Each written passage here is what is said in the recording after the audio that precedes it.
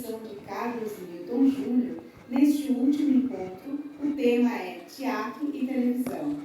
E teremos a especial participação da diretora e atriz Inês Viana e da jornalista e escritora Adriana Victor.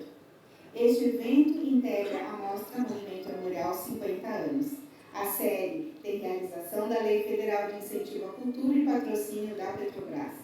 Esse evento conta com o apoio da Prefeitura de Campina Grande, através da Secretaria da Cultura e do Teatro Municipal. Agradecemos a sua presença e desejamos um ótimo evento. Boa tarde a todos, sejam muito bem-vindos para mais uma rodada e a última, né, desses nossos diálogos Petrobras sobre arte armorial. É sempre um grande prazer estar aqui no âmbito da exposição dos 50 anos do movimento armorial, para trocar ideias, refletir sobre a exposição digamos assim, aprofundar um pouco mais as questões decorrentes da exposição, né, que são colocadas, suscitadas pela exposição.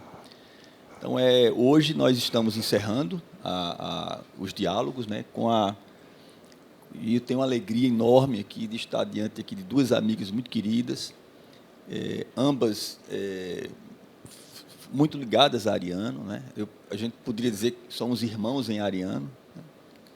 A Inês e a Adriana trabalharam com a Ariano. Eu sou testemunha assim, do carinho que ele tinha por vocês e pelo trabalho de vocês. Aliás, ele deixou isso escrito, né, por escrito, em vários textos. E não é à toa que vocês duas também são personagens do último romance dele, o romance de Dom Pantero no Palco dos Pecadores. As duas aqui aparecem como personagens. Então, não é pouca coisa, né? Aqui o naipe aqui feminino do nosso encontro de hoje. A Adriana é jornalista, escritora, diretora de televisão, né? E foi a responsável por um quadro que ficou muito famoso na televisão brasileira, começando lá pela Rede Globo Nordeste, e depois nacionalmente sendo transmitido pelo canal Multishow, não foi, Adriana? E o Canal Brasil, que é o quadro Canto de Ariano. Ela vai conversar um pouquinho com a gente sobre esse trabalho de dirigir Ariano para o Canto de Ariano.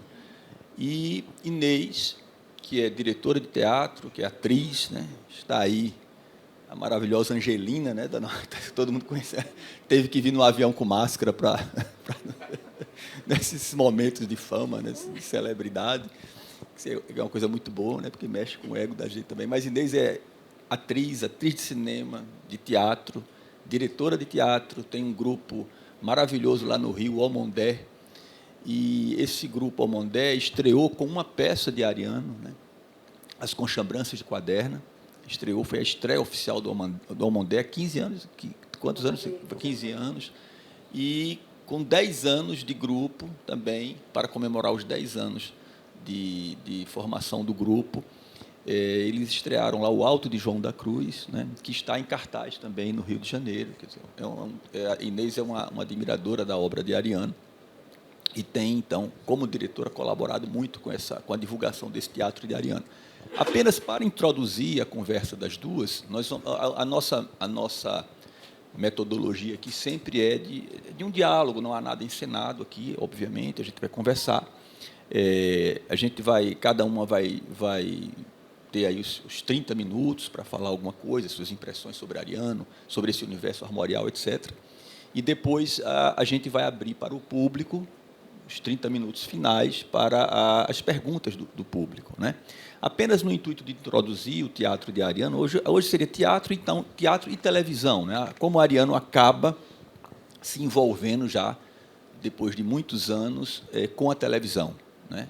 Num primeiro momento, o Ariano ele é muito reticente em relação à televisão, década de 60, quando ele começa a ser convidado para ingressar na televisão, e no final, já mais para frente, ele começa esse contato com a televisão se efetiva através de Luiz Fernando Carvalho, depois de Guelra Reis, e também desses programas que Ariano começa a participar, né, na televisão, nesses programas mais jornalísticos, né? Agora, eu trouxe essa fotografia aqui para a gente somente fazer aí uma homenagem a esse grupo, né, do qual Ariano faz parte na década de 40. Essa é uma fotografia de 1946, nas escadarias da Faculdade de Direito do Recife. Ariano ingressa na Faculdade de Direito do Recife, já devem ter reconhecido o Ariano aí, o último lá, né, na extremidade, na extrema-direita. Ariano aí, um jovem de 18 anos de idade, quando ele se encontra com esses estudantes, todos eles ingressam na Faculdade de Direito do Recife, e muitos deles ingressaram não para estudar direito ou preocupados com a carreira jurídica, né, dos cursos jurídicos. Eles entraram na Faculdade de Direito porque não havia opção para os jovens que tinham assim um interesse pela literatura, pelas letras, né? A Faculdade de Direito do Recife era uma espécie de tábua de salvação para esses jovens que não queriam cursar engenharia nem medicina, que eram os cursos tradicionais lá do Recife. Então, somente aí para vocês terem uma ideia, né, do nível desses estudantes, quem são esses estudantes, eu vou declinar os nomes da esquerda para a direita, somente do primeiro plano. Você tem aí o José Laurênio de Mello, que foi um dos maiores amigos de Ariano por toda a vida, poeta, tradutor, né, foi tradutor no Rio de Janeiro, e era um grande amigo de Ariano, assim, talvez o maior amigo de Ariano ao longo de toda a sua vida, foi o José Laurênio de Mello. Ao lado do José Laurênio de Mello, o Joel Pontes, um homem de teatro, livros sobre o teatro pernambucano, né, a moderna dramaturgia de Pernambuco. Depois, aí, o mestre de todos esses jovens, que é o Hermílio Borba Filho. Você percebe pela fotografia, ele era 10 anos mais velho do que esses estudantes. Ele entra na Faculdade de Direito um pouco mais velho, 10 anos mais velho, e foi a grande referência de Ariano. Quer dizer, Ariano dizia que a verdadeira faculdade dele, foi a casa de Hermílio. Quer dizer, Hermílio era já 10 anos mais velho do que todos eles, já tinha uma biblioteca, né, já era um homem independente financeiramente, e acabou sendo um orientador de todos esses jovens. E ao lado de Hermílio Ariano. Hermílio foi um homem de teatro, foi um romancista, né, foi talvez no período em que o teatro de Ariano começa a se projetar nacionalmente, o maior diretor das peças de Ariano, porque tinha a vivência com Ariano desde o tempo em que eles aí retomam o TEP, o Teatro do Estudante de Pernambuco. Então, Hermílio era o líder do Teatro do Estudante de Pernambuco, e a primeira peça de Ariano é escrita no ano seguinte a esta foto, 47, né, para o Teatro do Estudante de Pernambuco. A peça Uma Mulher Vestida de Sol, uma tragédia.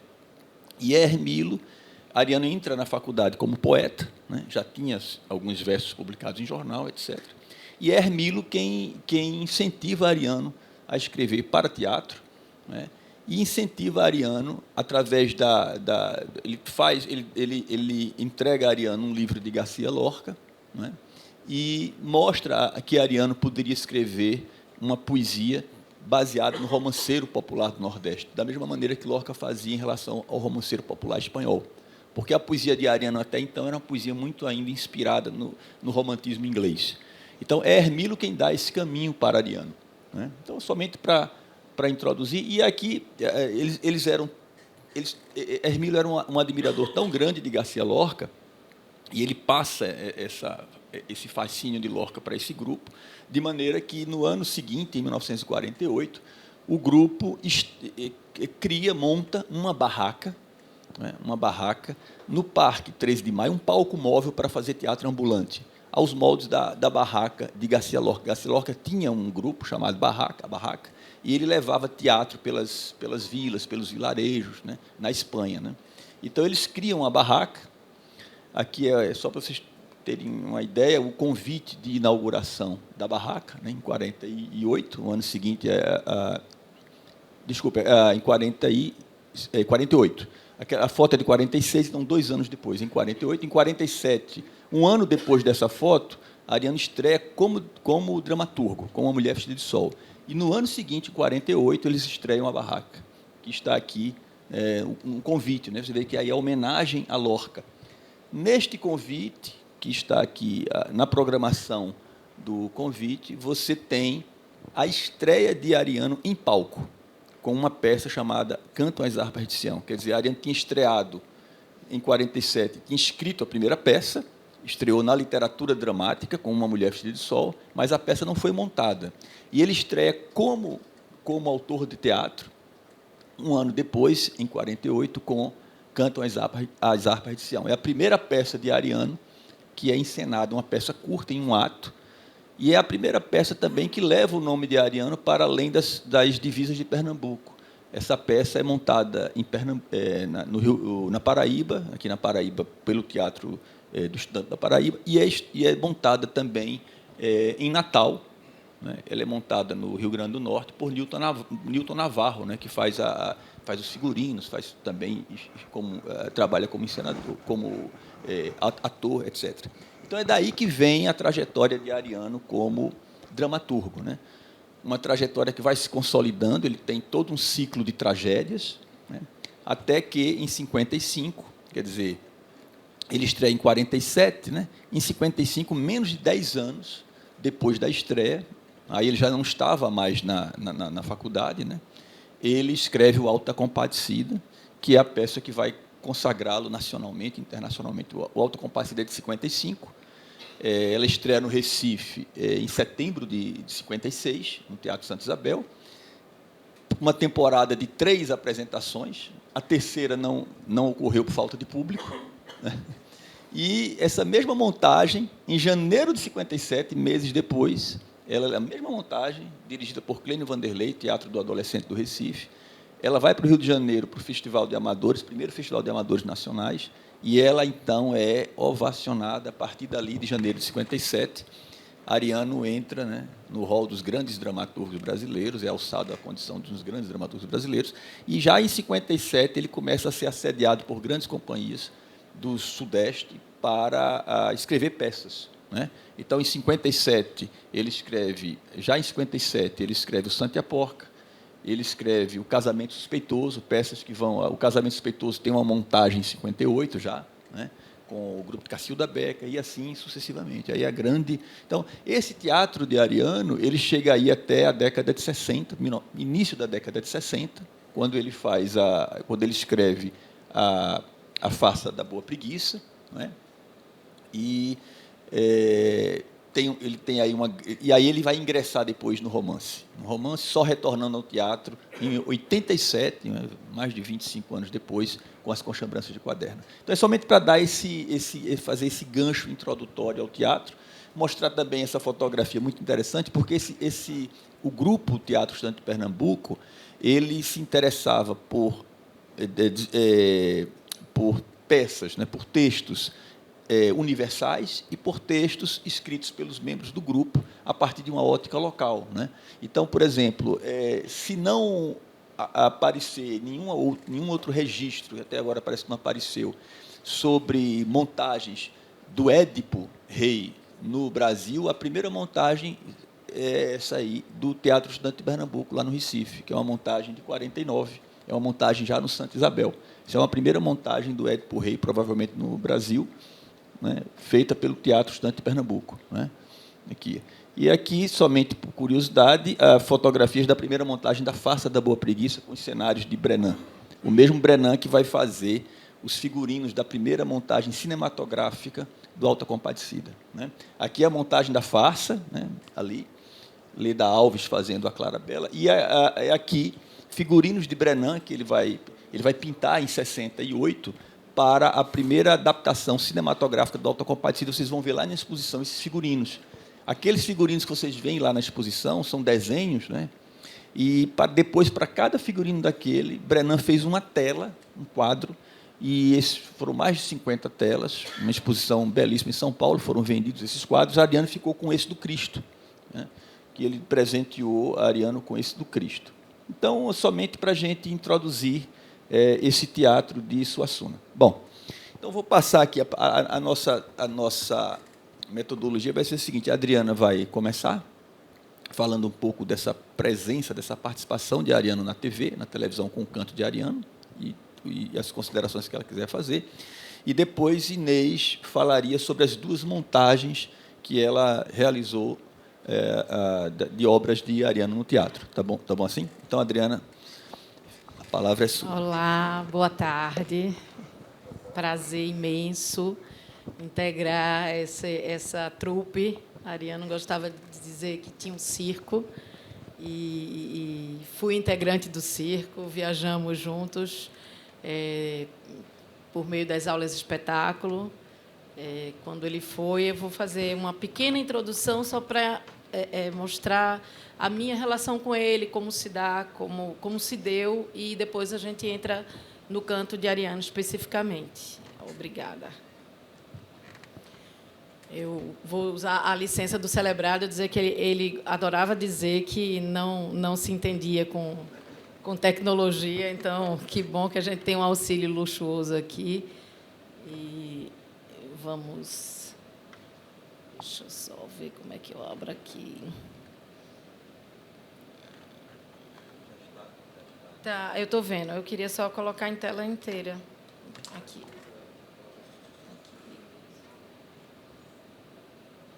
Mas tem como eu colocar o PDF inteiro?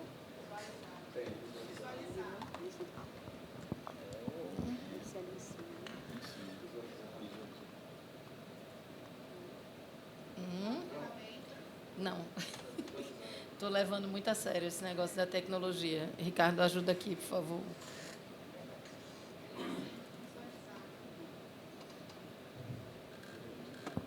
Aqui.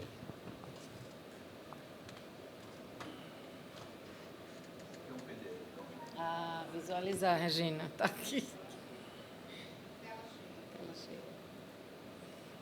Pronto.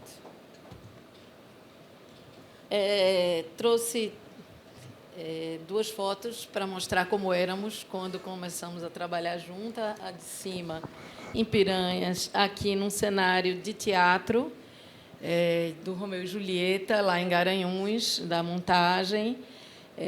Ariano era secretário de Cultura. Em 1995, eu chamei esse período de fragmento 1. Ele foi secretário de Cultura do governo Arraes, de 95 a dezembro de 98. Foi o tempo que trabalhamos pela primeira vez juntos, eu como assessora de comunicação. E trouxe uma frase dele, só para exemplificar um pouco desse período. Eu fico muito impressionada. Carlos foi responsável pela fixação dessa obra de Ariano. Como o Ariano sempre foi muito visionário em tudo que ele defendeu, em tudo que ele praticou, né? E ele dizia isso na secretaria. Fiz questão, na minha equipe da Secretaria de Cultura, ter pelo menos um representante do povo negro, indígena e pelo menos uma mulher. Sei que assim não estarei resolvendo problemas dos negros, dos índios, muito menos os das mulheres, mas quem aqui entrar vai saber onde está entrando. Então, assim, esse era Ariano Suassuna, em 1995. Hoje a gente tem cota para negro, a gente tem cota para indígena, a gente tem cota para mulher, e sem cota, mas com a percepção da importância disso tudo, era assim que ele seguia. Saí mexendo nos papéis para achar coisas desse tempo, e como o tema de hoje era teatro, isso é um manuscrito dele, respondendo a um jornalista, porque ele rejeitava o prêmio Sharp de teatro. E ele, com muito cuidado, né, ele dizia que ele não condenava ninguém que aceitava e que sabia que tinham artistas que precisavam desse prêmio, inclusive financeiramente, mas que ele não se sentia bem em receber um prêmio de uma multinacional americana que entra no país massificando a cultura, distribuindo e impondo uma cultura de péssima qualidade. Então, era ele aí defendendo nesse tempo e dizendo que o prêmio com o qual ele sonhava, na verdade, era o Prêmio Camões, e que ele acabou sem receber. Mas aí, como curiosidade desse tempo, eu trouxe o manuscrito.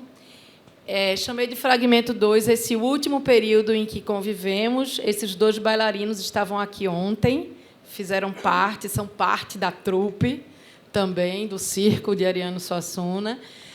Maria Paula Costa Rego e Pedro Salustiano. Nós circulávamos pelo estado de Pernambuco. As aulas esse período vai de 2007 a 2014, então é o início do governo Eduardo Campos. até o final, né? Ariano permanece até julho de 2014, circulando com aulas e espetáculos por Pernambuco, com um grupo de bailarinos, músicos e cantores. Nesse tempo, ele cortava o cabelo em Princesa Isabel, no barbeiro que encontrava no meio da rua, era parado para tirar fotografia com os estudantes, também circulando. Aí, em Princesa, a aula era em Quixaba, não era em Princesa, porque as cidades ficam muito perto, né? Princesa na Paraíba, Quixaba em Pernambuco.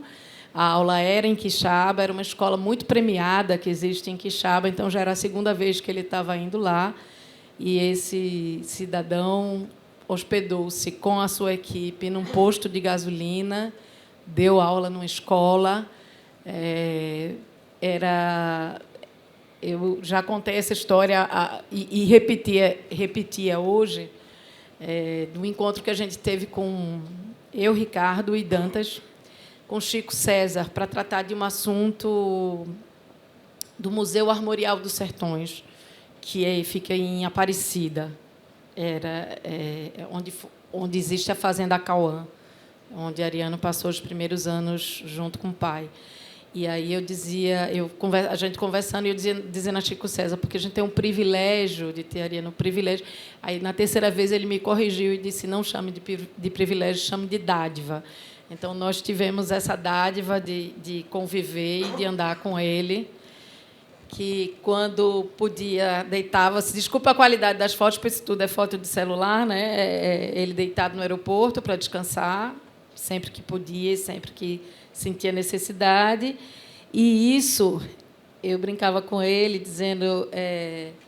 eu imagino se dissessem que um velho, porque ele se chamava um velho de 84 anos, botou uma cidade inteira para ouvir música de piano composta em Pernambuco no século XX e lotou a quadra de uma escola desse jeito, eu diria que era mentira. Então, ele circulava com essas aulas. Foram essas as aulas nesse período. A primeira, o Reino da Pedra Verde, Sagração número 1, Nau, a Cadência, o Castelo e a Cantoria, chamada ao piano Tributo à Capiba, foi essa que vocês viram com Paula e Pedrinho. E foram percorridas 97 cidades pernambucanas, mais de 170 aulas, um público estimado de 200 mil pessoas. Ele dizia que o povo brasileiro não tinha dado a ele uma missão, mas ele sentia que tinha uma missão. Enquanto o país não estivesse pronto, ele abria mão do seu conforto, da sua casa, da sua literatura, inclusive, para circular e para falar da necessidade de fortalecimento da cultura brasileira. E esse foi o segundo período. No meio desses dois períodos, que eu chamei de Fragmento 3, trouxe a foto que ele presenteou Luiz Fernando Carvalho, Ariano. Isso foi num programa de TV chamado Folia Geral, no ano 2000. Mas o canto de Ariano ele começa um pouco antes disso. Assim que termina a Secretaria de Cultura, que termina em dezembro de 98, em março, dia 19 de março de 99, a gente estreia o canto de Ariano na TV Globo e seguiu até 2006, quando ele pediu para se afastar, porque ele queria entrar na campanha de Eduardo e participar, e não podia estar na TV. Então, nesse período, semanalmente, ele tinha essa coluna de TV, e que eu fazia a produção, a edição e a direção. Quando foi para a Folha de São Paulo, para o Multishow e para o Canal Brasil, a Folha de São Paulo fez uma entrevista comigo e perguntou assim: como é a equipe, como é a reunião de pauta, como é. Não existia isso. Eu chegava na casa dele, éramos eu, ele e uma equipe técnica, e a gente decidia sobre o que seria tratado, se tivesse um gancho, como a gente usa no jargão jornalístico, alguma data, alguma coisa que o programa passasse, a gente usava esse gancho. Se não, tem muita história para contar. Vou correr aqui para ver se a gente e tira Canto de Ariano 95, isso que já disse, foram 374 programas, como Ariano, ora rei, ora palhaço. Hoje, revendo todo o material, eu percebo que eram pequenas aulas na TV, né? Tudo isso que está meio... Tudo isso não, mas, por exemplo, hoje o que está fragmentado no YouTube, que as pessoas assistem e compartilham em Instagram, em TikTok, isso começou lá atrás, com ele gravando esse quadro para a TV. Digo do ponto de vista de exibição, né? Porque eu acho que começou muito antes. Ele dizia que a primeira aula de espetáculo dele tinha sido em 1946, no Teatro de Santa Isabel, quando ele levou uma cantoria, né? Levou cantadores para o palco do teatro e fez lá. Eu vou tentar mostrar a vocês alguns cantos, não sei o que é que a gente consegue. Bora lá, tecnologia, por favor. Eu desliguei o negócio. Não, desliguei não. Eu quero sair daqui. Aqui. Não, aqui. Eu vou mostrar... a gente começa com uma primeira vinheta de abertura. Depois a gente troca essa vinheta. Nesse período tratado, foram 2 vinhetas apenas, e temas dos mais variados. Ele podia falar de Aristóteles, ele podia falar de Picasso, ele podia falar das histórias do sertão da Paraíba, de Galdino do Borges, que eram as histórias que ele vivia em Taperoá. Mas o encantador é que, como tudo que ele fazia, mesmo nas coisas onde o cômico despertava atenção ou tinha um local principal, ele também tratava de chamar atenção para algumas coisas. Eu vou mostrar as 2 vinhetas e depois vou botar 2 programas que eu separei. Se tiver tempo, a gente vai vendo e...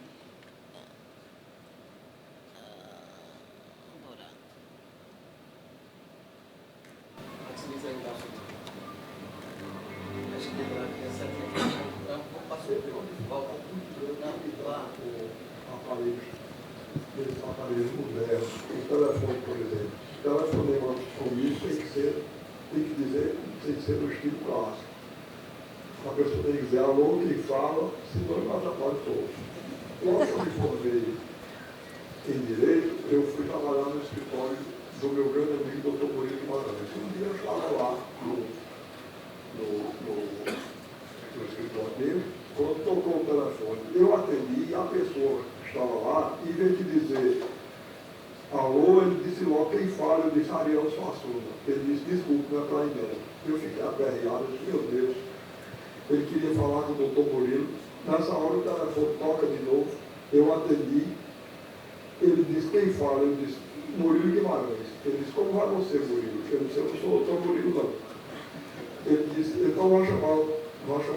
Por que é que o senhor disse que não? Eu disse, porque quando eu digo meu nome, o senhor desliga. Aí ele ficou bem atrapalhado e disse, vai chamar Murilo.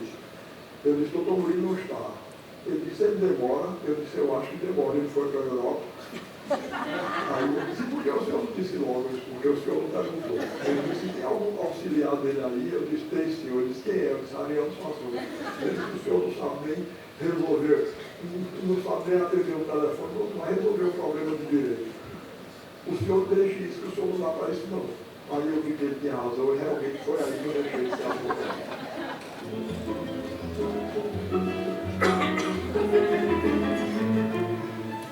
Eu não sei se já repararam, mas a gente costuma rezar as orações tradicionais de maneira tão automática que termina sem prestar atenção direito ao sentido que as palavras expressam.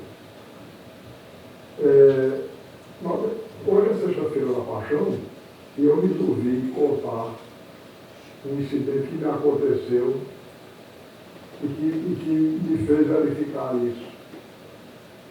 Na década de 50, um grupo de missionários católicos, de frades, que moravam numa tribo indígena brasileira, traduziram, alguns deles traduziram para a língua dos indígenas a Ave Maria. E depois retraduziram para o português a mesma oração, sendo que dessa vez com os conceitos da cultura indígena que tinham sido aplicados na tradução. Eu vou dizer então a oração para que vocês tenham uma ideia de como é verdade isso que eu estou dizendo, que ela faz com que a gente repense a Ave Maria de uma maneira, no meu entender, mais bonita do que a maneira tradicional. A Ave Maria diz assim: Salve Maria, cheia de formosura. O Pai que mora na tenda da chuva, é Deus, né? O Pai que mora na tenda da chuva está contigo. Entre todas as mulheres, tu és a formosíssima, e Jesus, teu filho, é belo. Maria boa, mãe do Pai que mora na tenda da chuva, pede por nós, gente ruim, agora e no sol do nosso morrer. Amém.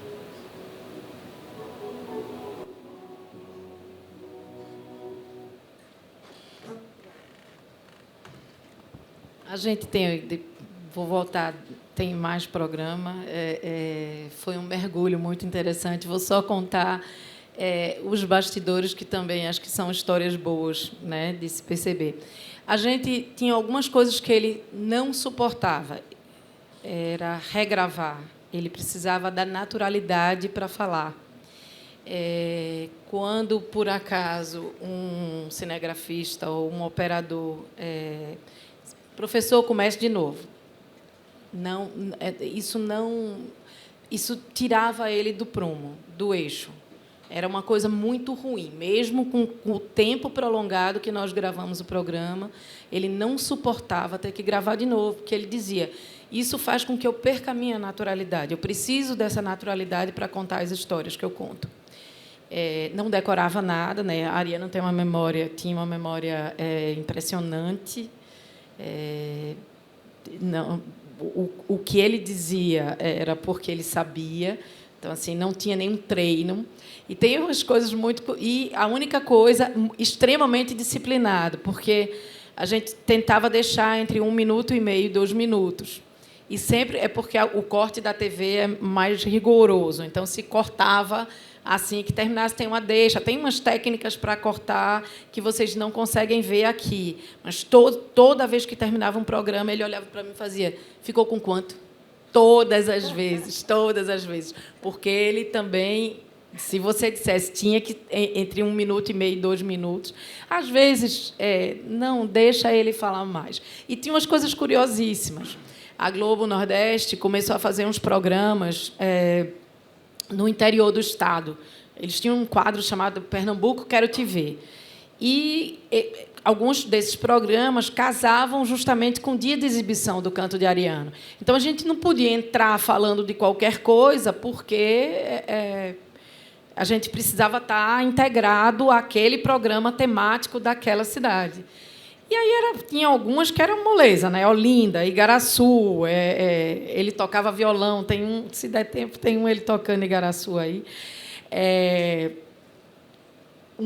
As cidades que ele mais tinha identidade, ou sempre ele dava um jeito. E aí teve um dia que foi Araripina. Aí ele disse: meu Deus, o que é que eu vou falar sobre Araripina? Araripina é uma cidade na ponta de Pernambuco, já fazendo fronteira com Piauí. Pernambuco é uma tripinha assim deitada, né? Aqui está o mar e aqui adentra. E Araripina fica aqui nesse interior de Pernambuco, já divisa com Piauí. Aí ele disse: eu não tenho nenhuma história para contar sobre Araripina. Aí ele lembrou: não, teve um dia que eu vivi uma situação inusitada. E ele contou essa história, que ele foi dar uma aula no Piauí. Não sei se foi a de Oeiras, que ele teve algumas vezes em Oeiras. Ele foi dar uma aula no Piauí, estava voltando de avião, num avião pequeno. Acho que quem convidou mandou esse avião buscá-lo. E aí eles estavam com fome, que eles não tinham comido, e o piloto disse: querem comer? Vamos descer aqui em Araripina, a gente almoça e vai. Ele achou aquele negócio muito inusitado, de estar no avião, descer, e ele disse que comeu um bode muito gostoso. E ele contou essa história sem nenhuma pretensão. Que comeu o bode, e o bode estava realmente muito bom, foi um dos melhores bodes que ele comeu. Na verdade, a gente pode dizer isso tanto tempo depois, ele só contou essa história porque tinha que contar alguma sobre Araripina. E era a única que ele se recordava. E ele contou a história do homem do bode. Eu sei que a Globo foi atrás desse homem do bode. Esse homem foi para a Ana Maria Braga. Esse homem foi ensinar o bode em Ana Maria Braga. Esse homem circulou Pernambuco inteiro com a receita do bode dele. Então, assim, graças a Ariano, o bode de Araripina ficou muito famoso. E, assim, a gente ia fazendo. Tinham temas, tinham coisas que eu lembrava, tinha coisas que ele lembrava. E ele ia trazendo, mesmo em coisas simples, foi isso que eu disse a Carlos. A gente tem quanto tempo, Carlos? Seguindo a disciplina do... Vamos mostrar mais dois? Eu vou mostrar mais dois que estão separados, que eu acho bem bonito. Aí lá vou eu de novo, sem conseguir abrir essa tela. As raízes mais importantes da cultura brasileira são a raiz barroca, que nós herdamos dos portugueses, e a raiz popular, que se formou já aqui, em contato com os índios e os negros. Um dos maiores prosadores barrocos nossos foi o padre Antônio Vieira. E aqui um texto, do qual eu gosto muito, onde ele fala sobre o espelho, e fala nos seguintes termos. Disse o padre Vieira: um espelho se compõe de aço e de cristal. E que sucederia a quem se visse por um ou pelo outro lado? Quem olha para o espelho pela parte do aço, vê o aço, mas não se vê assim. Quem olha pela parte do cristal, vê o cristal, e no cristal se vê a si mesmo. Eu gosto muito desse texto porque a impressão que eu tenho é de que isso é um símbolo da arte. Quer dizer, o espelho seria, a arte seria um espelho através do qual a gente enxerga o mundo. E, na outra linha, na raiz popular, existe um refrão que eu e Capim usamos na cantiga de Jesuíno, e que eu vou cantar, e que é o seguinte: é um refrão popular, que eu modifiquei um pouco a letra, é mais ou menos assim. Eu tenho um espelho de cristal, foi Jesus Cristo, morreu no pó, a dia, a terra se aluvia, ao meio-dia se espalha a luz do sol. Nesse texto, que é um texto popular, de autoria anônima, eu acho que o espelho tem aquela mesma função, que aquele mesmo, tem aquele mesmo significado que o padre Vieira adotou no texto dele. E então, para mim, a minha arte particularmente, é simbolizada por esse espelho, com o qual eu espero um dia ver o sol de Deus se espalhando pela terra inteira e acabando com a injustiça e com o sofrimento e a feiura do mundo. Amém.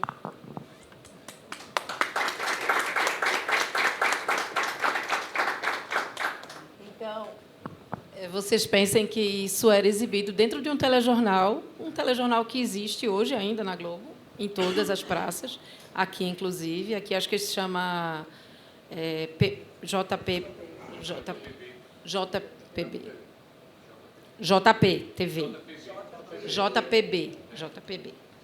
E lá é o NETV, que era exibido, e ele falava, entrava a matéria do buraco e entrava Ariano falando ou do telefonema, ou do padre Antônio Vieira, ou do homem do bode de Araripina. Outra coisa muito curiosa de bastidor é que, no começo, a Globo ainda conseguiu mandar o chefe da cinegrafia, o cara bonzão que tinha lá, que se chamava Eduardo Rica. Então, eu gravava com a mesma equipe. Depois eu acabei virando repórter também da Globo, então eu não tinha aquela tarde inteira para ficar lá com o Canto de Ariana. Eu tinha que fazer os buracos, e eu fazia muita matéria de cultura, na verdade, e gravar o Canto de Ariana. Então não tinha aquele luxo que a gente tinha do início. E aí vai entrando também, a gente já sabe fazer. Mas então os cinegrafistas se revezavam muito, não era sempre a mesma equipe. E aí, toda vez que chegava um cinegrafista, dizia: em que lugar não gravaram ainda? Aí eu dizia: nenhum. Todos. A gente já tinha 7 anos de programa, a casa ia sendo mapeada, semanais, né? Não tinha, a gente ia inventando. Ele gravou em pé, ele gravou... Tem muito bom do método de escrever dele. No escritório dele, ele gravou um no escritório. Vou botar mais um, curtinho. Curtinho não, esse ele passou do tempo também. Viva o povo brasileiro. Nós começamos a fazer o Canto de Ariana em março de 1999. Quer dizer que já vamos com quase 3 anos do programa. E eu sou um sertanejo, e vocês podem imaginar as dificuldades que eu tive que enfrentar com a tecnologia, com a televisão, inclusive com o microfone, que é uma coisa com a qual eu sempre me dou muito mal. E eu também, por outro lado, eu sempre antipatizar com aquelas palavras que as pessoas dizem no momento de testar o som do microfone. Achar feias as palavras, como continuo a achar. E, por outro lado, eu sou um admirador do povo brasileiro. Eu tenho uma grande admiração por esse nosso grande povo que, enfrentando as maiores dificuldades, inclusive com a arte tão bonita quanto esses espetáculos populares que desempenham um papel tão importante no meu trabalho de escritor. A literatura de cordel, o improviso dos cantadores, o cavalo marinho, o alto guerreiro. Então, quando eu comecei a ter que testar o som dos microfones, para fugir dessas palavras das quais eu não gosto, comecei a dizer uma frase na qual eu procurava expressar essa admiração. Eu dizia, e digo ainda, viva o povo brasileiro. E um dia aconteceu até uma coisa muito boa, que foi, eu estava gravando uma aula espetáculo no Teatro Apolo, a aula essa que foi dirigida por Luiz Fernando Carvalho, e eu estava com o microfone ligado e eu não sabia. E no momento de testar, eu disse, viva o povo brasileiro como sempre, e tive a boa, agradável surpresa de ouvir o público que já estava na plateia gritar viva e provoquei aplausos. Então, para expressar novamente essa admiração que eu tenho pelo povo brasileiro, que vem do fundo do meu coração, eu vou terminar o programa de hoje repetindo a frase: viva o povo brasileiro. Viva! Adri, vamos.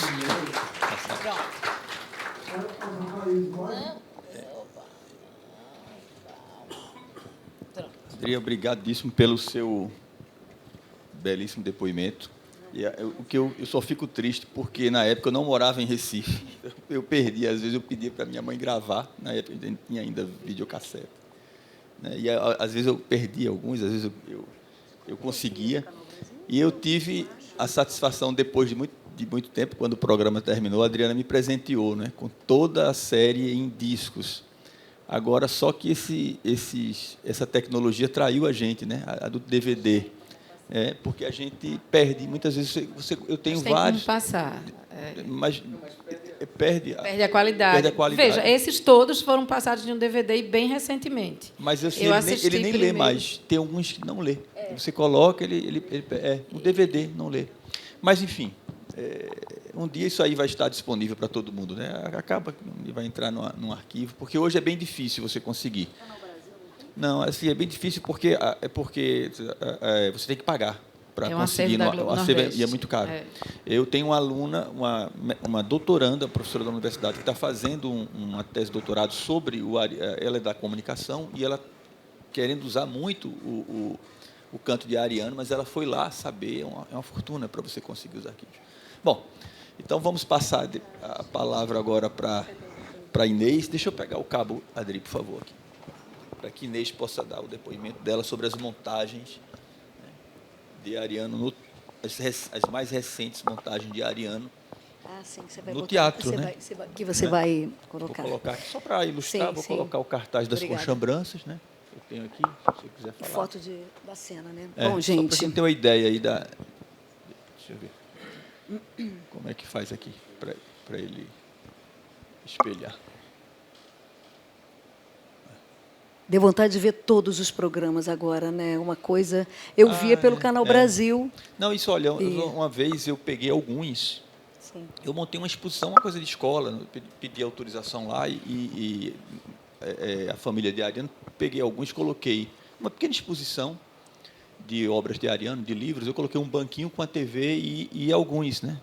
Então, a pessoa entrava na exposição, podia assistir 1, 2, dependendo do tempo, mas as pessoas ficavam cheias, ficavam no banco ali horas, né? Enquanto não terminasse, porque era um atrás do outro, né? Aquele que você me deu, a vinheta vai cortando e vai apresentando. É um sucesso absoluto esse canto de Ariano. Sucesso absoluto. Ariano Suassuna, sucesso absoluto, né? Sempre. Então,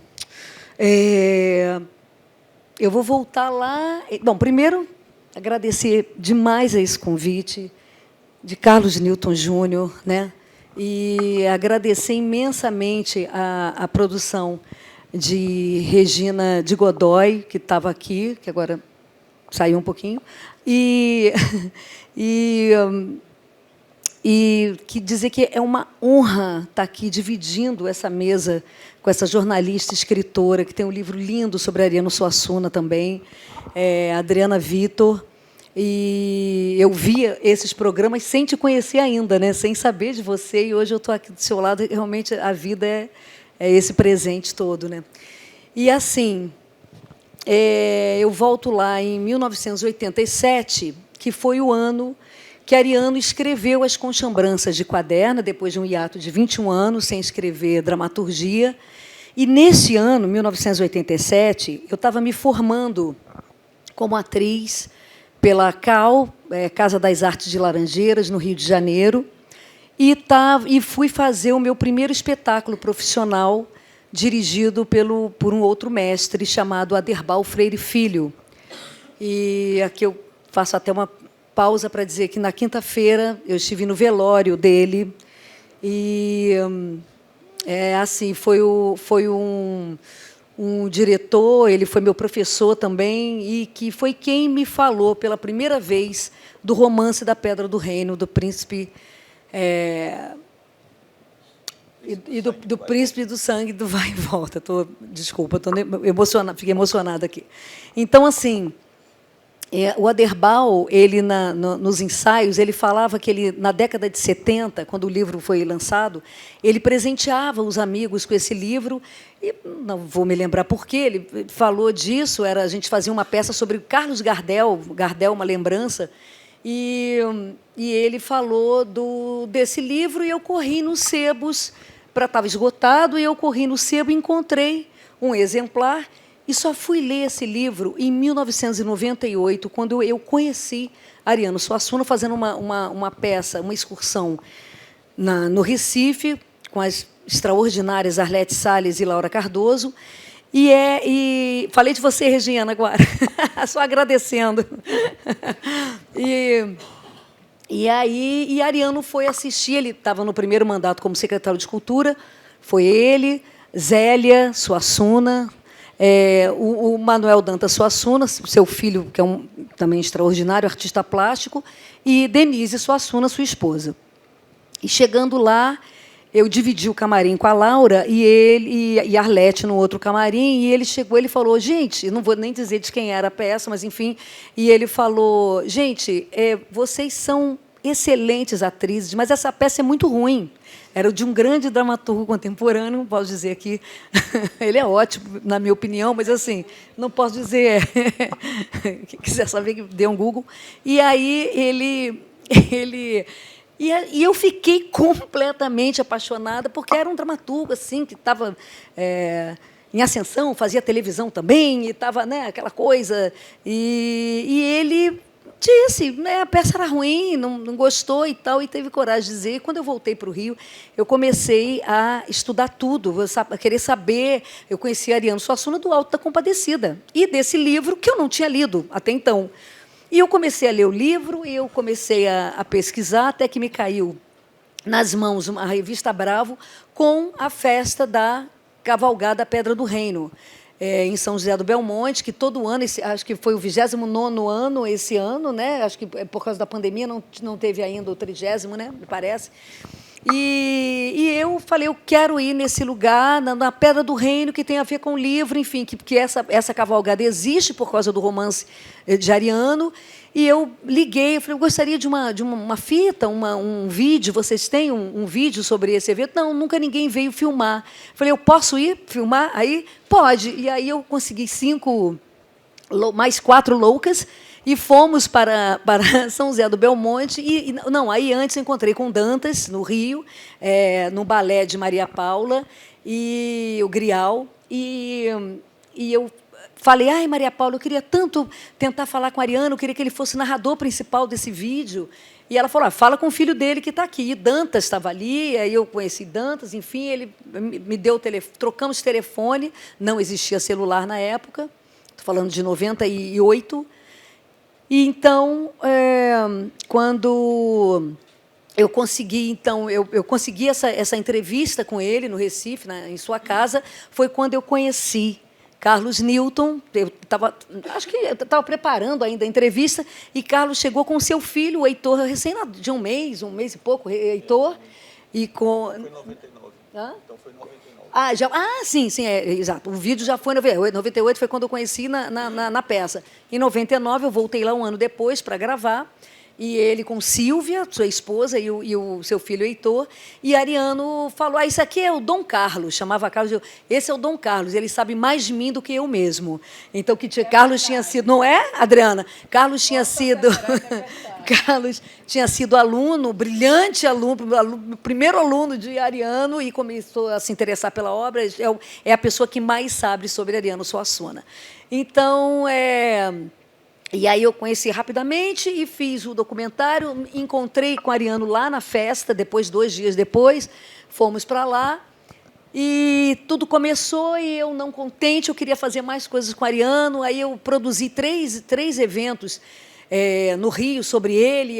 Ele sempre ia, prestigiava, dava aulas, espetáculos. As pessoas também, né, no Rio de Janeiro, as pessoas também não sabiam mais de Ariano, porque ele também ficou recluso um tempo, que ele só queria escrever, ele não queria mais dar entrevista e tal.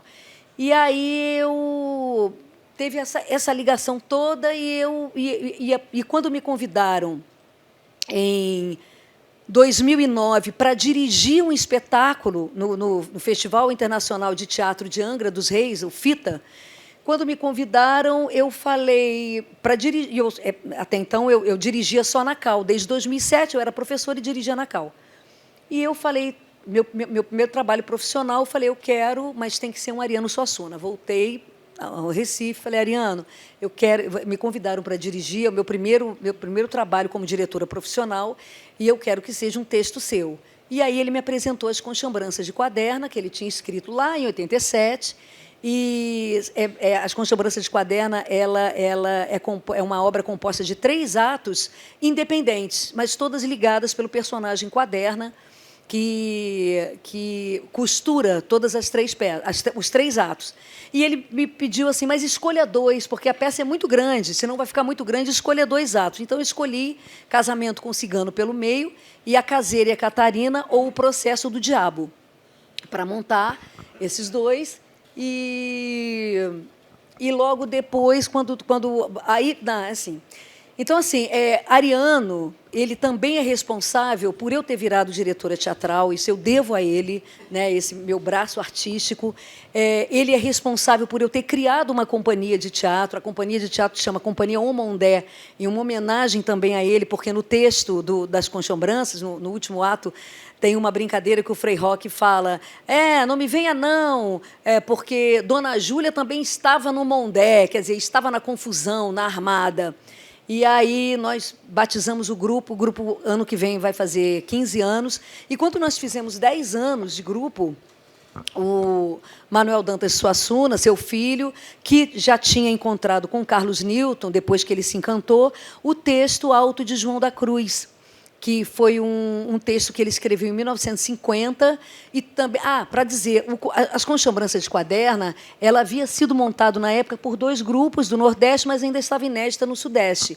Mesma coisa com o Alto de João da Cruz, também havia sido montado, né, por um grupo do Nordeste, mas ainda estava inédita no Sudeste, e aí Dantas me presenteou para os 10 anos da nossa companhia, e nós terminamos dia 16 de fevereiro, praticamente um mês antes da pandemia, em 2020. Nós estreamos, ficamos um mês em cartaz, já tinha uma série de temporadas em São Paulo, voltava para o Rio, e aí tudo parou. Quando retornamos, a gente fez uma temporada pelo SESI, e agora nós estamos fazendo pelo SESC, um edital chamado Pulsar, do SESC. Nós estamos fazendo uma nova temporada, são 5 cidades do estado do Rio, fizemos Campos e agora vem mais as outras 4.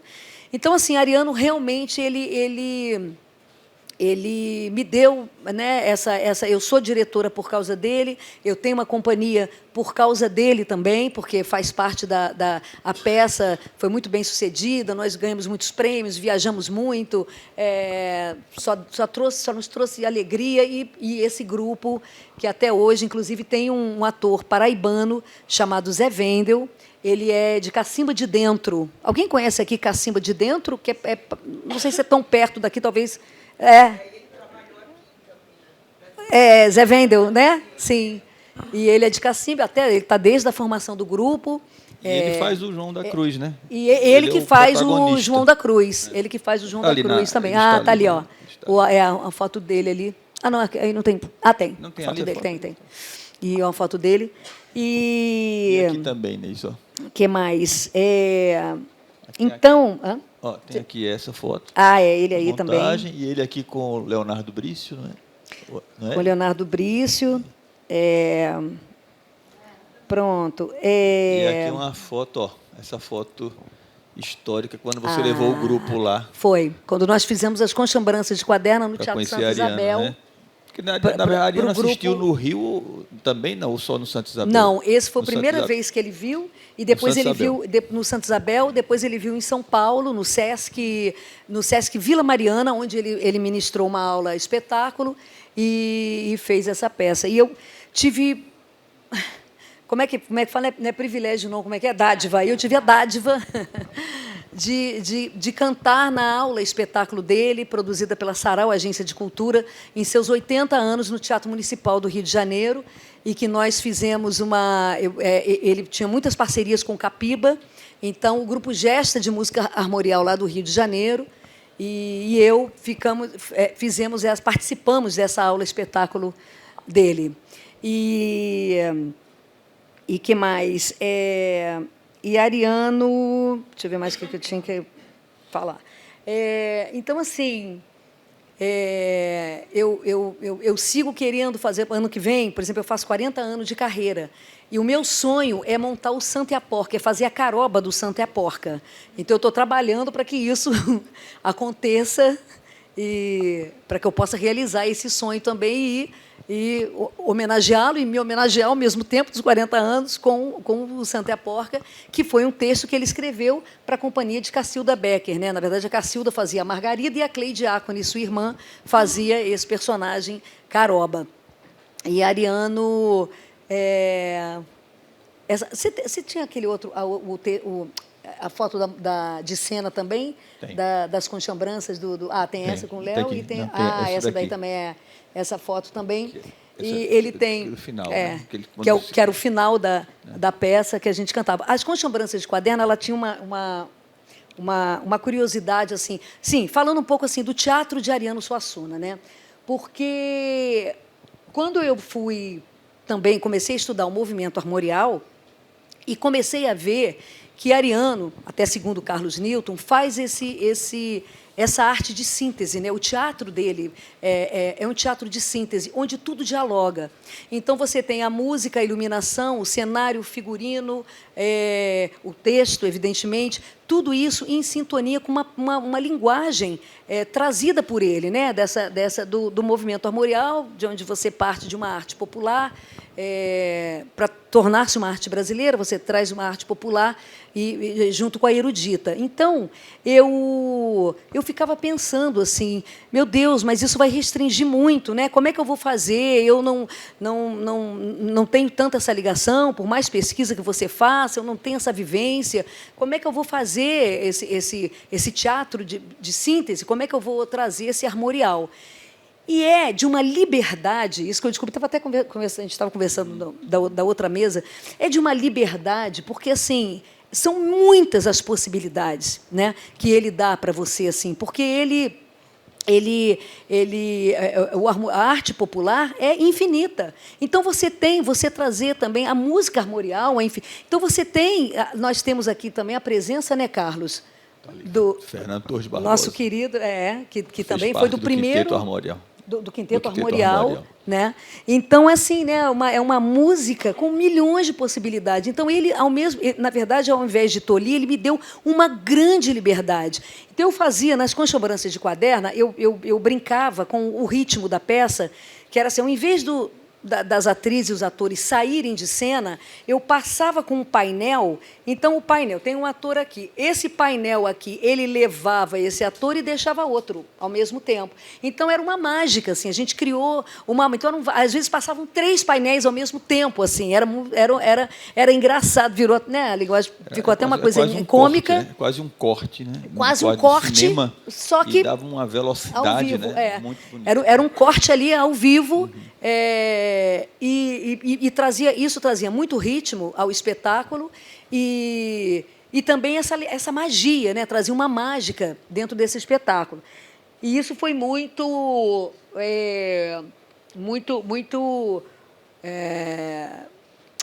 pensado, né, pela crítica. As pessoas... Era uma linguagem muito...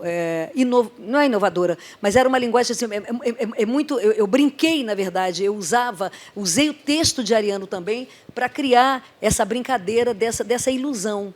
Oi, Inês, posso pontuar uma coisinha? Por favor. Esse depoimento de diretora, a meu ver, é extremamente importante, porque uma das críticas que, pelo menos os diretores que eu conheço em Pernambuco, lançavam a Ariano, é que a estética dele era uma estética exatamente que ia no sentido de tolher o campo de ação do diretor. Porque Ariano vem de um teatro literário, né? Sim. Muito teatro, e as didascálias, as marcações, são muito precisas. E com essa indicação, digamos assim, dos trajes, né? dos figurinos, pelo menos com princípios né? São os princípios poéticos do movimento armorial. Então, os diretores... houve uma época no Brasil, você pode me corrigir se eu estiver errado, você é mais do campo de teatro, houve uma época que os diretores começaram quer dizer, se imaginaram como os autores do espetáculo, no sentido... Né? Ariano vem de uma tradição de um teatro literário, né? Não é um teatro, claro, nesse sentido, a liberdade do diretor, ela é, de fato, balizada, mas é um balizamento largo pelo que você está colocando, né? Pelo que você está colocando. Então, eu assisti às suas montagens e, de fato, por exemplo, no Alto de João da Cruz, aquela sua solução para o presépio é uma das coisas mais belas que eu já vi plasticamente e simples ao mesmo tempo. Porque no Alto João da Cruz tem um presépio que faz parte do cenário. Trama do cenário, né? Um presépio. Então, o autor vai descrever lá o presépio, o anjo sai do presépio, etc. E Inês, ela cria um presépio com varas. Né? Os atores montam um presépio na hora. Tem um feixe de varas Porque você trabalha muito com esse feixe de vários, né? Tá aqui, Acho que tem aí uma foto tem aqui, de Júnior, não tem uma? Tem acho aqui, que ó. depois. Com esse feixe de varas, ela joga plasticamente as varas, como se fosse a luz, quase né? como se fosse um quebra-vareta, sei lá. E, de repente, cada um pega uma vara dessa e desmonta um presépio. Eu fiquei encantado com aquilo ali. Quer dizer, isso é uma solução de teatro. Sim, isso é teatro, total. né? Uma linguagem Total. E é de total liberdade e de criação do diretor, né? da direção.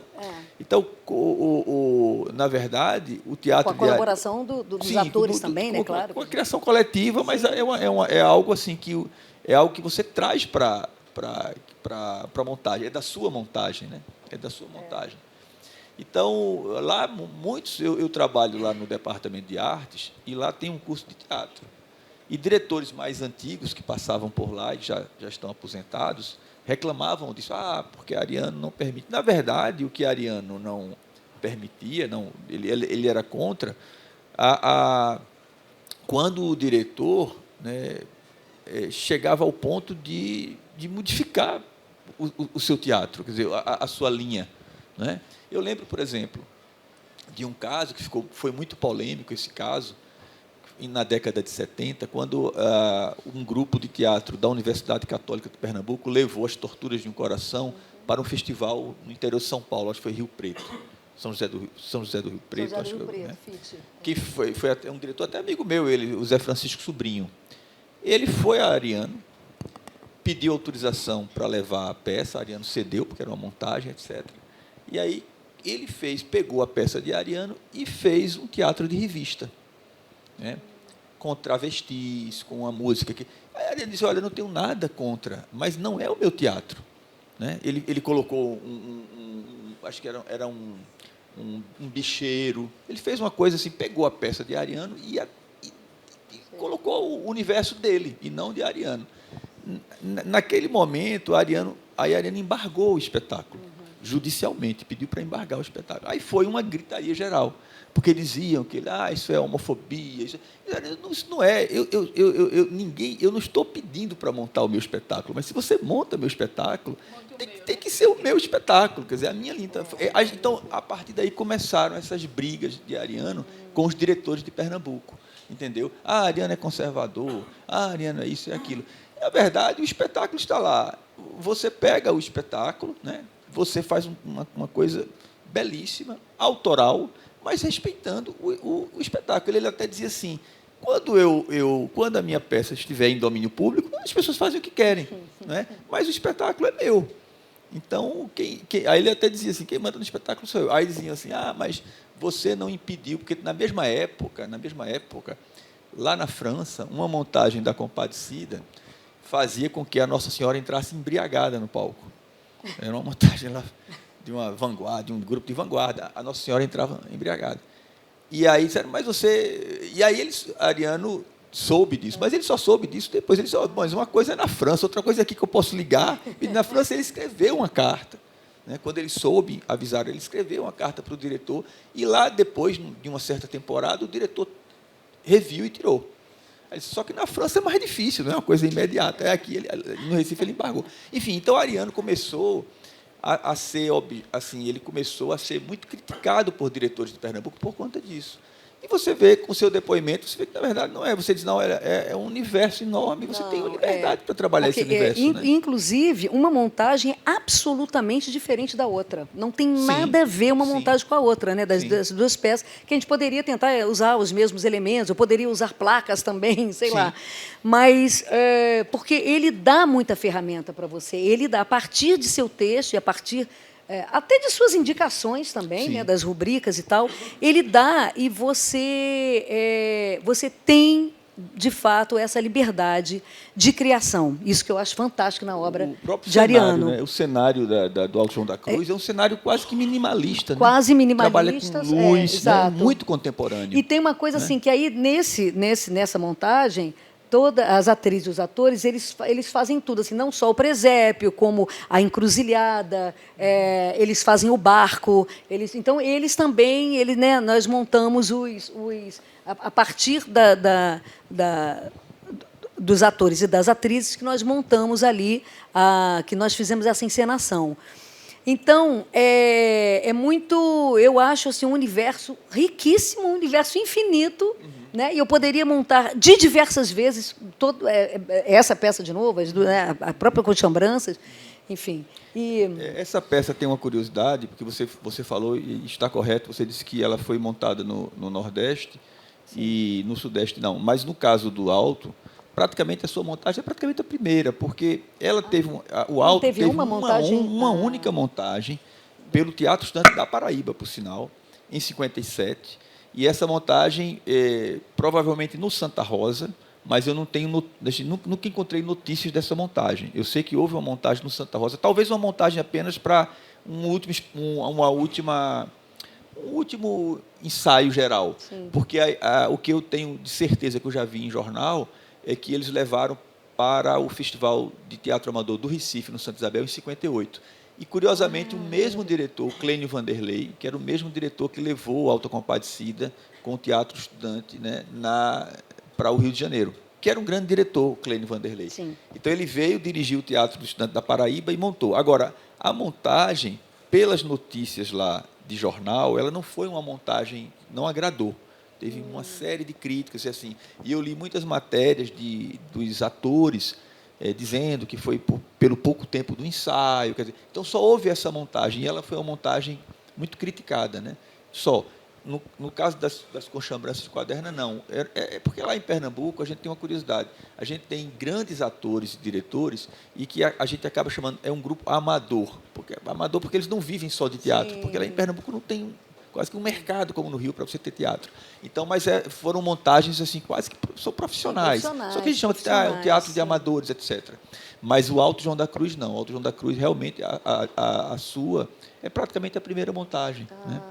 Então, e é uma montagem realmente belíssima. Né? Essa peça de 50, Ariano, na verdade, tem um primeiro texto do Alto João da Cruz, que é uma peça toda em versos, é quase como um alto sacramental, todo em versos, e aí entre 50 e 57, depois do Auto Compadecida, ele reescreve essa peça. Uhum. E ele dá um caráter... Tanto que tem uma cena, né, que ele usa no Alto da Compadecida, né, 5 anos, ele escreve a Compadecida em 1955.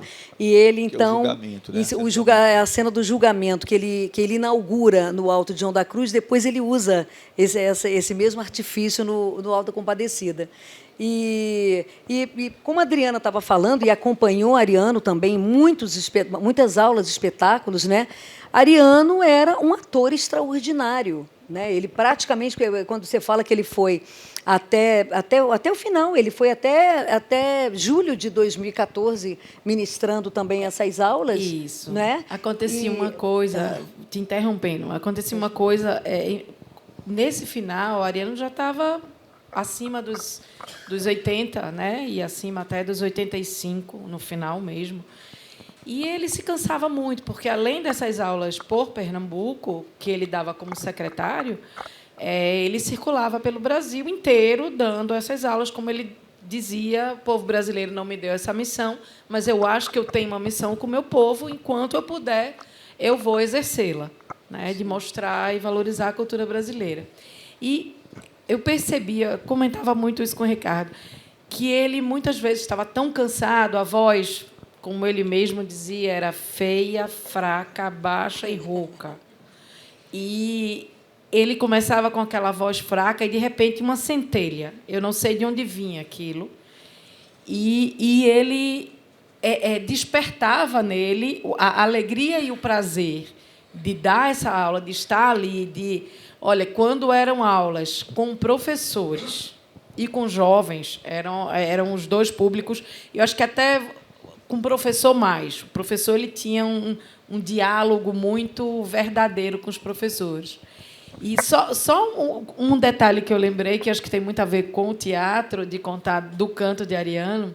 O primeiro canto de Ariano eu não tenho aqui, mas a gente estreia em 19 de março de 99, no dia de São José, com um programa sobre Fernanda Montenegro, ele dizendo que tinha prometido, tinha sido procurado por Fernanda para que ele escrevesse uma personagem para ela. E ele prometeu que faria isso. Era um compromisso que ele tinha com ela, que ele nunca conseguiu cumprir, mas que o Alto tinha acabado de estrear, eu acho, imagino que sim, mas que com o Alto da Compadecida, na TV, eu falo, e com o Alto da Compadecida e com Fernanda fazendo a Compadecida, de alguma forma ele sentia que tinha compensado a falha de nunca ter conseguido escrever para ela.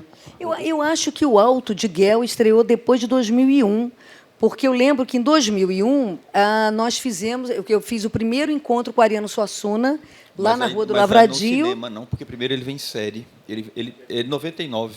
Mas É de 99? É 99, porque eu foi o lembro primeiro que programa. Guel... Na série de televisão. Foi né? o primeiro programa, Aí foi, depois- foi esse o assunto. Na verdade, ele em 99, aí depois é que ele vai para o cinema, né? Depois, ele primeiro não é uma série na TV, é uma microsérie, né? Microsérie. Depois que ele vai para a depois TV, que ele tá ele vai- certo. não, eu lembro que ele estreia no cinema em 99, acho que ele é de 98, talvez, no final do ano. Final do... Mas por aí. Não Mas sei. veja, uma coisa que você começou a falar e você não disse, a questão do documentário da Pedra do Reino. Você começou a ser interessante, porque estreou agora. Você Sim, vou falar também sobre... boa, falar isso. Eu ia falar essa história do... Você começou a dizer que chamou ele para ser o narrador. O narrador principal, mas só para concluir isso aqui, por que eu puxei esse assunto dele ser um ator também? Porque eu estava presente quando eu vi e contei que ele foi aplaudido em cena aberta 22 vezes. Eu nunca vi nenhum ator, nem atriz, ser tão aplaudido numa aula de 2 horas, essa aula espetáculo, e ele 22 vezes ele foi aplaudido em Foi cena na- aberta. Então, na no academia? Teatro Municipal, não, foi no Teatro Municipal. No Rio. No Rio, nos 80 numa anos. aula de meio-dia, absolutamente 10 lotado. de junho de 2007. Não, mas não foi a do foi a aniversário, aula. não foi essa, não. Foi uma outra. Eu não Anterior. lembro o que era, mas enfim, Caixa. da Caixa. Arte como missão. Foi essa, Ariano exatamente. Suassuna, Arte como Mas, missão. enfim, quando. Aí o documentário Cavalgada à Pedra do Reino, que Regina de Godoy e Marcela Sá reeditaram agora também. A gente fez inclusive eu acrescentei inclusive uma fala de Carlos Newton e outras imagens que a gente foi achando com o Felipe Gale, que é o editor também. E nós então estreamos ano passado esse documentário, que é de 99, estreou na Multishow em 2000. E agora teve essa nova edição em 18 de outubro de 2022, lá no CCBB de Brasília. E acho que vai para o Recife também, né? Acho que no Recife também a gente vai fazer lá também a apresentação dele, que é um documentário onde o Ariano é o narrador principal, contando um pouco dessa história, da escrita dele, do romance A Pedra do Reino, com essa cavalgada, relembrando os tristes acontecimentos que ele descreve lá no romance, né? Mas é isso, Carlos. Aí eu queria, no final, não pode deixar de ser, cantar a música das Conchambranças, uma música que Ariano escreveu esse poema para a sua iluminogravura Lápide, que tem na entrada aqui agora do Museu dos Três Pandeiros. Se vocês olharem assim, tem a onça, e aí tem Lápide, é o primeiro poema dele, que está dentro de uma de suas iluminogravuras, né? É Lápide Final a Descoberto. E aí o Marcelo Alonso Neves, que era o nosso diretor musical, e ele fez essa parceria com o Ariano, ele musicou esse poema. Aí mais um, Que aí diz é assim. mais novamente o dedo da direção. Você traz a poesia para integrar com o teatro, porque isso na verdade não é o texto da peça. Não e era você, o texto. Né, então, E essa música, ela entra na transição do primeiro para o segundo ato, né? Então, E aí aí está a liberdade da direção, Total, né, dentro do universo total, dele. exatamente. E que diz assim: quando eu morrer, não soltem meu cavalo nas pedras do meu pasto incendiado, fustiguem-lhe seu dorso alanceado, com a espora de ouro até matá-lo. Um dos meus filhos deve cavalgá-lo numa cela de couro esverdeado. que arraste pelo chão pedroso e pardo, chapas de cobre, sinos e badalos, assim com o raio e o cobre percutido, tropel de cascos, sangue do castanho, talvez se finja o som de ouro fundido, que em vão, sangue insensato e vagabundo, tentei forjar no meu cantar estranho a tez da minha fé ao sol do mundo. Viva Ariano Suassuna. Obrigada. Isso era cantado pelo grupo, Era essa, ao vivo quer dizer, não era essa parte, essa já é outra. Final, essa é o Gavião. Essa é minha Gavião Vermelha, que essa está na peça, mas é outra melodia. Então, esse depoimento é importante por isso, porque você vai na contramão dessa crítica, né? Eu sempre achei isso, quer dizer, o trabalho do diretor, ele é subsidiário, né? É como se ele balizasse um grande círculo de giz e você dentro você vai se movimentar. Exatamente isso. Bom, chegamos aqui aos 30 minutos finais e nós sempre deixamos 30 minutos para que o público possa fazer as perguntas, as convidadas, né? Então, chegou a hora, se alguém quiser. Astier Basílio. Boa tarde. Astier Basílio. Oi, Inês. Queria fazer um comentário a respeito dessa relação entre o texto e o diretor. Se nós olharmos o texto do Auto da Compadecida, tem lá uma rubrica que é creditada a Clênio Vanderlei, o que demonstra a abertura do dramaturgo com o encenador. Só comentando que Carlos falou, né, que, de certo sentido, muito no teatro brasileiro se levou muito a sério o que Roland Barthes falou em relação à morte do autor, e isso acabou, de certa forma, sendo um pouco exagerado, o predomínio da escrita dramatúrgica para o desenho de cena dos encenadores, né? Mas Ariano sempre foi essa... o próprio texto dele tem essas aberturas e permite que o encenador trabalhe. E, só reforçando, que eu também tive o privilégio de ver as coxambranças, o trabalho de um diretor justamente não é aplicar ou reescrever o texto, mas fazer aquele texto ser vivo. E um bom encenador faz isso, como foi o caso de Inês Viana. Era o que eu tinha a dizer. A Astier está se referindo a uma rubrica de Ariano, porque no Auto da Compadecida, na montagem, os atores entram como se fossem atores de circo, né? Fazendo malabarismos, né?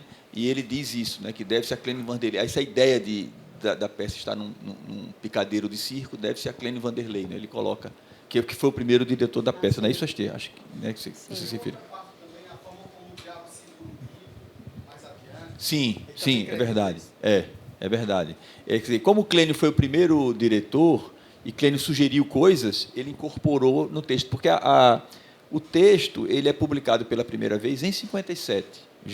A peça foi um sucesso tão grande no Rio que já em 57 ela é editada em livro, o que não é uma coisa comum, porque às vezes você faz sucesso com teatro, mas você ter o teatro publicado em livro, né? Então, porque o texto era um teatro muito literário, o texto tinha muito valor. Então, a primeira edição do Auto da Compadecida pela GIR, que é a editora que ainda hoje está na Nova Fronteira, mas a GIR pertence ao grupo Nova Fronteira. Então, a peça sempre, desde 57, vem sendo editada pela GIR, né? Já no primeiro ano. Então, ele faz essas marcações, né? Alguém mais? Teria alguma pergunta para fazer?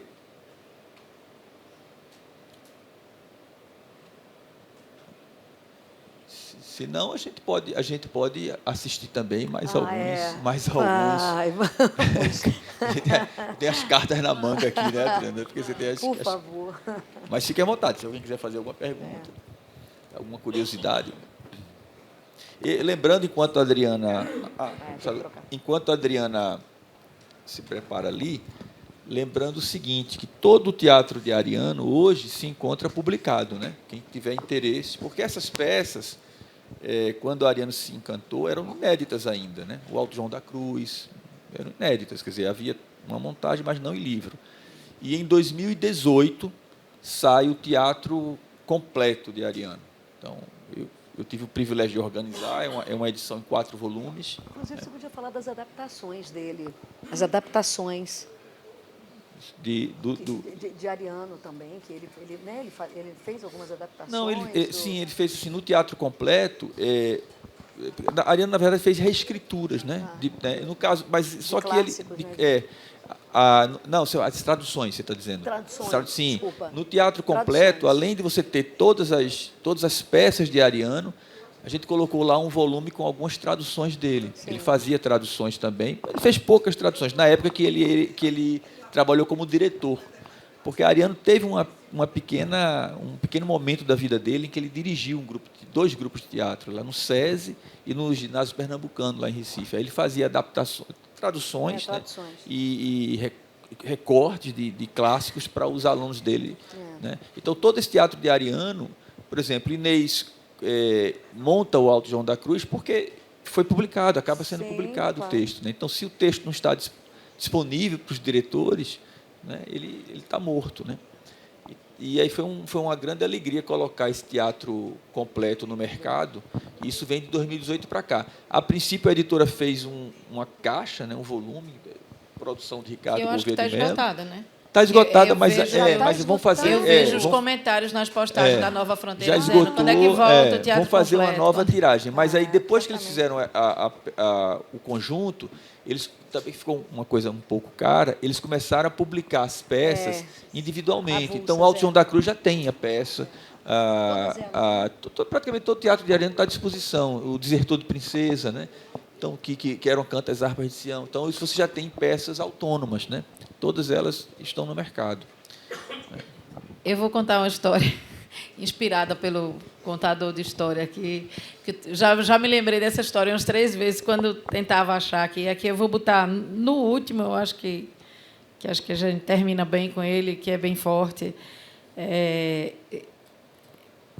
Primeiro, para dizer que muitas vezes ele se emocionava, né? Gravando o Canto de Ariano, e ele ia contar alguma história e ele fazia muita força para não chorar.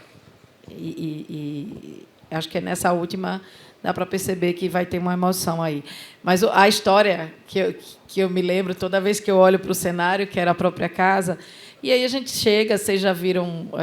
hoje não, hoje o tripé é levinho, hoje a luz está ali embutida, vocês mal estão notando, mas uma equipe, quando chega, ela bagunça um pouco a casa, né? E, dependendo do cinegrafista, tinha os mais cuidadosos, dependendo da equipe, tinham outros não. E os acidentes aconteciam, porque a gente estava dentro de uma casa, né? E até conseguir transmitir isso para a equipe era muito difícil, porque, às vezes, lá tinha um cachorro, aí dizia, para, porque lá tinha um cachorro. Gente, não para. Veja, se a gente estivesse dentro de um estúdio, e o cachorro latisse, aí ia ficar estranho. O que é que esse cachorro está fazendo agora dentro de uma casa? Lógico. O coelho passava atrás, um neto escapulia, né? Então, isso não tem problema. E, uma das vezes, a gente, gravando dentro da casa, tem até hoje, né, muitas peças. E tinha aquele canto embaixo ali do São Miguel, de Dantas, que tinha um presépio e umas pecinhas de um presépio de barro. E um operador mexendo no cabo, trazendo a luz, bateu num carneirinho de barro e quebrou. E ele ficou morto. CG, o nome do operador. Ele ficou morto, ele ficou passado. Ele pediu muitas desculpas e a Ariano disse, você não precisa se incomodar. Primeiro, que foi uma coisa sem querer, você está fazendo o seu trabalho. Segundo, que isso aí não tem a menor importância. Se fosse uma peça importante, eu ia dizer, não faz mal, porque você não tem culpa, era uma peça importante que eu vou sentir falta, mas não tem nenhuma importância esse carneiro aí, não tem, isso é um presépio de barro, não tem ICG, sem jeito, sem graça. E a Ariano, percebendo o incômodo do profissional por ter quebrado a peça, ele disse, agora eu vou deixar você à vontade. Aí pegou outro carneiro igual e tacou no chão. Quebrou o carneiro e CG caiu na risada e o clima ficou Mar na Paz. Mas ele era extremamente bem-humorado. Acho que quem conviveu... E generoso, né? Generoso, Muito generoso, muito. humilde, enfim, dádiva. Dádiva. Dádiva. Vai entrar, como a gente está sem... Eu não estou com marcação entre eles, vai entrar o finalzinho de um deles, que ele fala sobre... E é isso que nos atrai nele. Esse aqui é o ambiente onde eu escrevo. As pessoas, ultimamente, costumam dizer que o livro é um objeto de mercado. Eu não aceito essa visão, porque, para mim, a literatura é vocação, missão, criação e festa. O ato de escrever é um ato muito trabalhoso para mim, mas que me dá uma grande alegria também. Eu faço uma primeira versão manuscrita em papel pautado, depois eu bato na máquina, faço uma segunda versão datilografada nessa máquina que está aqui, que eu trabalho. Depois eu faço uma terceira versão manuscrita, mais elaborada, como essa aqui, e já com desenhos que eu mesmo faço, e finalmente uma quarta versão manuscrita, com tinta nanquim, as letras desenhadas e com ilustrações. De maneira que o ato de escrever é trabalhoso, como eu disse, mas é uma coisa indispensável para mim. Sem a literatura eu não saberia viver. As pessoas me perguntam às vezes se eu prefiro a literatura ou a vida. Para mim não tem diferença, porque escrever para mim foi a maneira que eu encontrei para enfrentar essa cruel, dura, às vezes injusta, mas também faz muito bela tarefa de viver. Adriano, tem não sei se vocês viram ali, no escritório dele, que era um quarto, tem a mesa, né, de trabalho e uma cama, porque Ariano só lia deitado, né? Ele só lia deitado. Então, aí tem umas histórias muito engraçadas que eu me lembrei agora, daquela história. Uma vez chegou um rapaz para fazer um serviço lá na casa, não sei se era de eletricidade, coisa. E passou o dia lá olhando, né? E Ariano deitado lendo, passava o dia deitado, e depois ele ia para uma espreguiçadeira, né? Continuava a ler, assistia um filme, né? Ficava ali. Nesse dia ele passou o dia em casa trabalhando. E aí depois esse funcionário saiu, esse rapaz saiu, e perguntaram, e aí, como é? Escutaram ele dizendo lá fora, né? Olha, eu vou dizer um negócio, esse é Ariano Suassuna.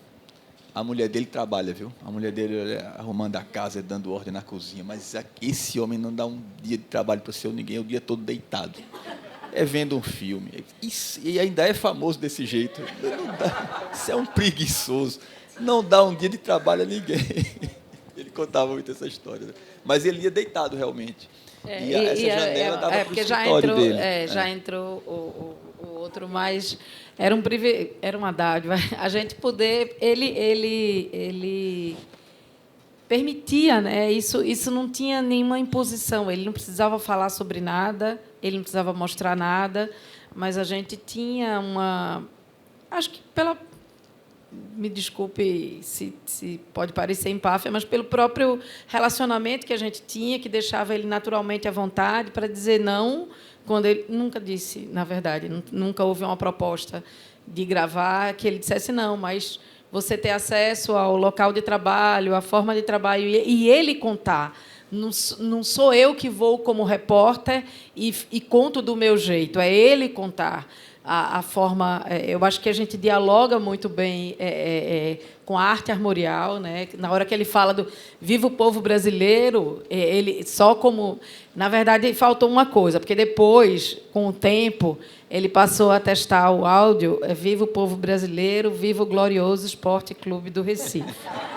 Isso é verdade, não porque eu seja do esporte, mas é verdade. Ele acrescentou uma segunda frase, viva, felicidade é torcer Adri, pelo esporte. Na verdade, você vê que você falou que era uma coluna, você chamou de coluna... Coluna de TV. De TV. Uma coluna. Na verdade, Ariano gostava muito do almanaque, né? É um almanaque, é aquilo que no sertão, né? Porque ele gostava muito da literatura de almanaque, que é aquele livro em que você tem tudo, tem um pouco de tudo, né?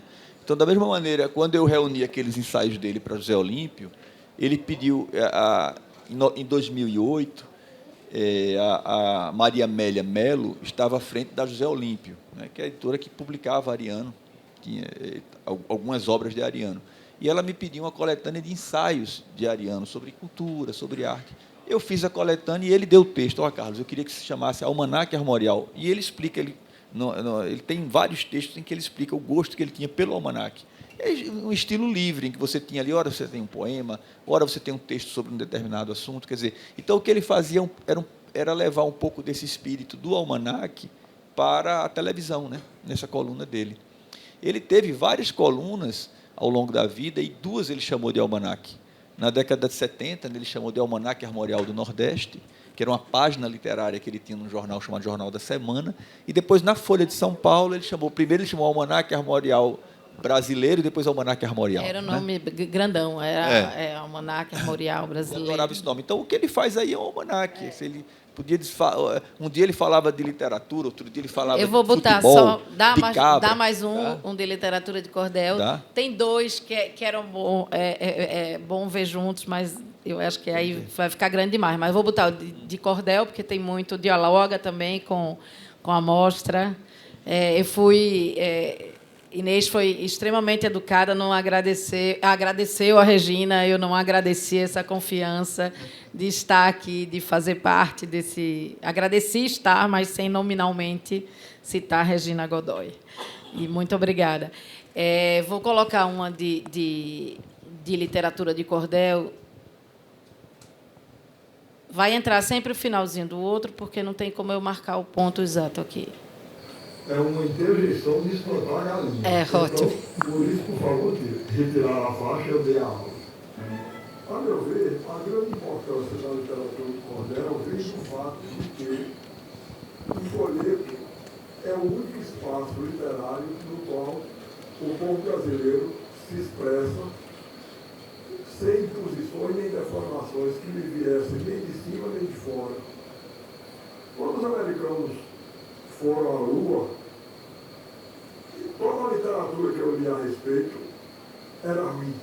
Mas o grande poeta popular nordestino, José Soares, que assinava seus folhetos como o poeta repórter, escreveu um folheto onde até a roupa de astronauta, que é feia, era descrita como uma roupa de vaqueiro, mostrando como o poeta tratava aquele assunto tão estranho à nossa cultura nos termos da cultura brasileira.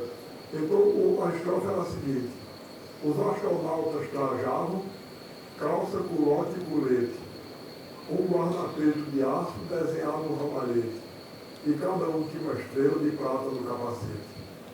Eu já disse aqui certa vez, no canto de Ariano.